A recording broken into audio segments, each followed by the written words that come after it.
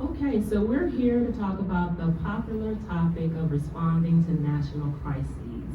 I'm sure because we are all communications professionals in the room, we all know that they are going to happen, but we probably actually dread the day when they do happen. They're not particularly fun instances to deal with. However, if you are prepared ahead of time, it can make responding to those crises a little bit easier. And so I'm going to begin talking about some of the ways in which you can engage in social listening.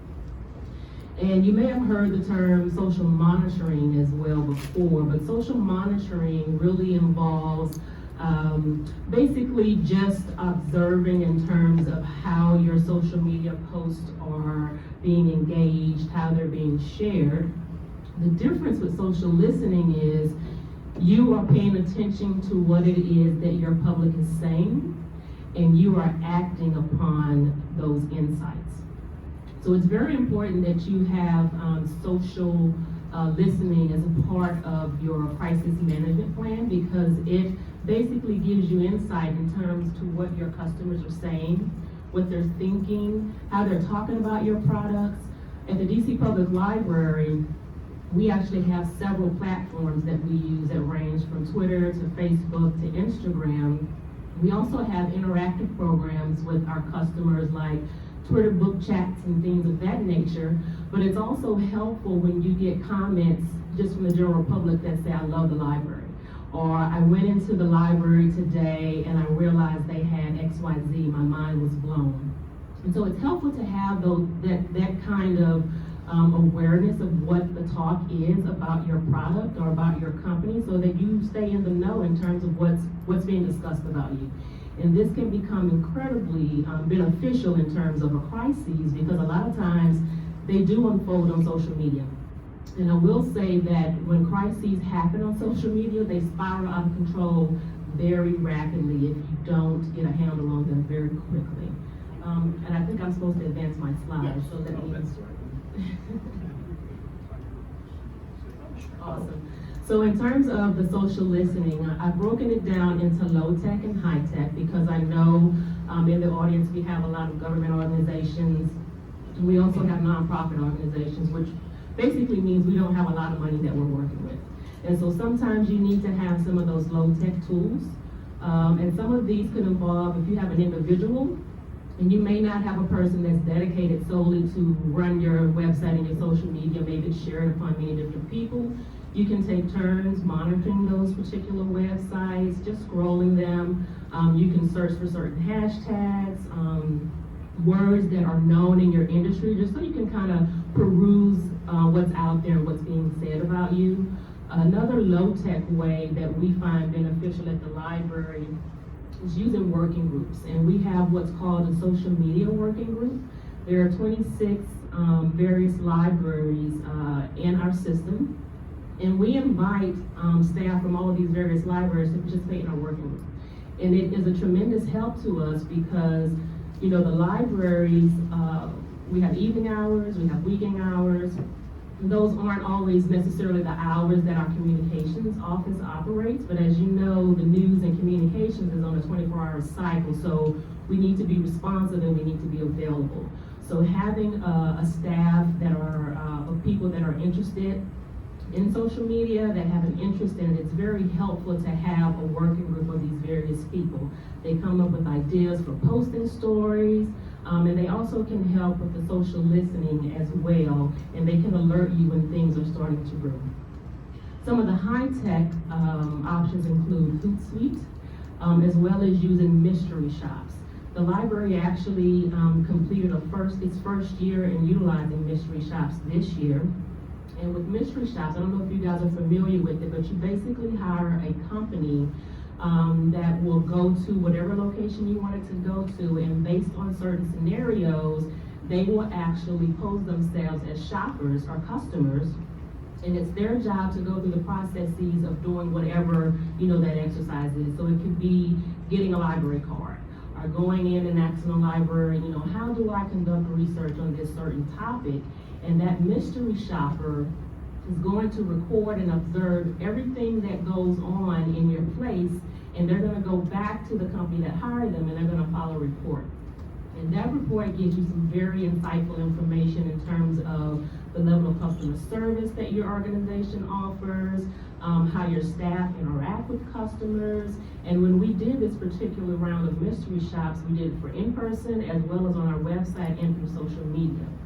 So this could be a very valuable tool in terms of finding out if you're responsive when people are sending things via, social media. You may need to change some of your practices. So it will help you with your customer service engagement as well. So crisis engagement.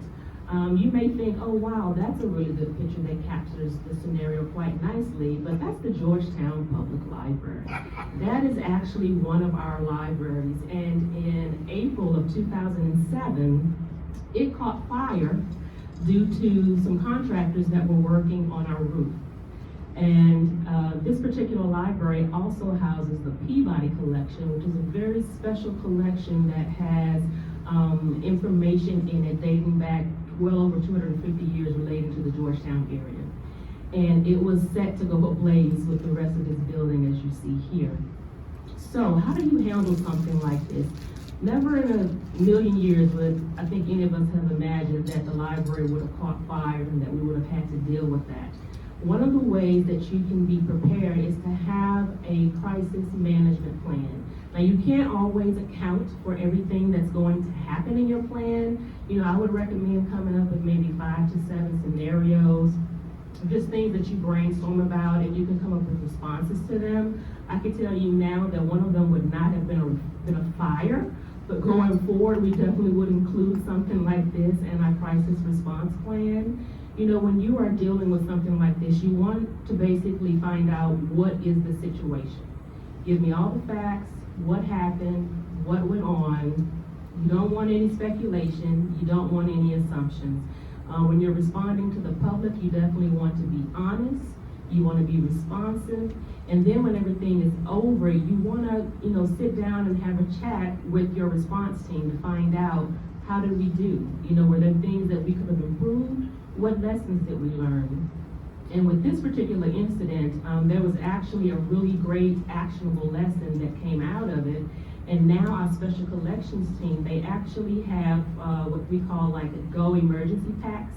And essentially it's like huge trash cans with all the things that they would ever need to respond to trying to basically save a collection.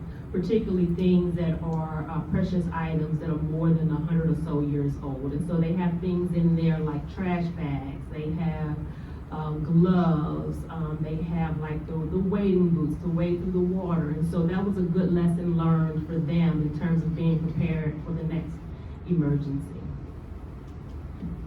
So in terms of when you're dealing with a crisis and you want to disseminate the information, there are two different publics that you want to think about. You want to think about your internal public and you want to think about your external public.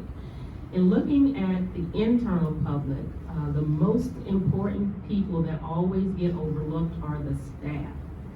If there is something going on with your organization that is a crisis, it is very important that you make your staff aware of what's going on, particularly if you are a public-facing organization like a library.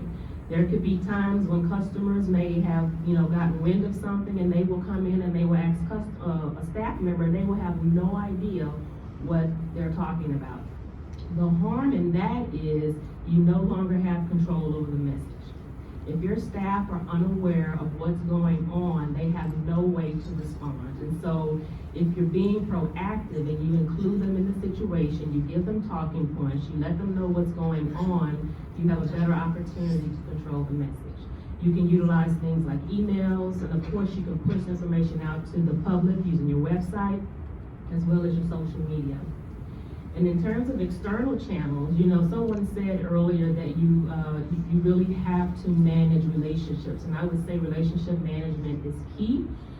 Relationships extend well beyond just those of your colleagues that you're working with, but also those outside of your agency, whether it's the news media, whether if you work for a 501c, it's going to be your funders.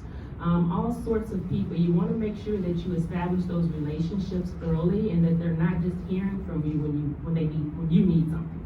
You know, particularly with the news media, you may want to be a resource to them. Maybe your organization has something that can be beneficial to them. You want to find ways to regularly engage and stay in contact with these people, so that when you need them to actually help you disseminate information, you're credible and they're willing to help you. So, in terms of disseminating your message externally, you may want to have, a news conference, or you may want to engage some of your civics groups, and even like government officials. As the DC Public Library, we have numerous sister agencies that can help us disseminate information depending on what the message is. So I like this quote. It says, the secret of crisis management is not good versus bad, it's preventing bad from getting worse. And so what that is essentially telling us is, we don't necessarily want to deal with the crises, but we have to. And we have to be upfront when we deal with those crises, and we have to be proactive, because if we don't manage the situation, it'll end up managing us. And that's a nightmare of trying to circle back through to something when you could have handled it from the beginning if you're prepared with a plan, and then you move forward, you stay responsive, and you be honest. So the key takeaways from my portion is that social listening definitely can improve your customer experience. When you have a crisis, you want to work your plan. Like I said, you're not going to necessarily account for every type of situation that comes up, but if you just put a little bit of brain power into thinking of a few of those instances, crafting a few messages, you'll be amazed at how easy it'll be when a crisis comes up, because you can plug and play a lot of those different things into different situations, which makes responding somewhat easier and less stressful for you as well. And then with message dissemination, you want to make sure you tailor your message to the right audience. If you're speaking to your staff, you want to make sure that you're giving them the right information that they need to know, as opposed to when you're dealing with your funders or you're dealing with your civic association. So you want to make sure that you give the appropriate message to the appropriate people.